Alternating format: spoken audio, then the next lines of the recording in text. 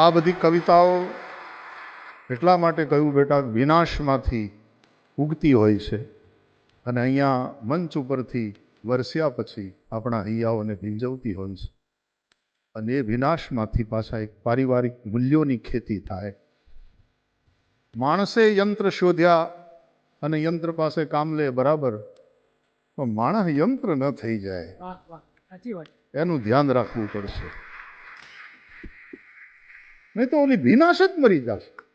મને આ તખલ્લુસ ગમ્યું, નહીં તો વિનાશ મરી જશે.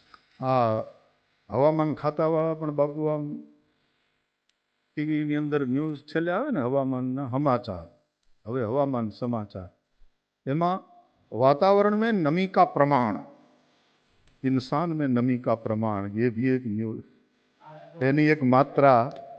તમે પ્રદૂષણ માપો છો.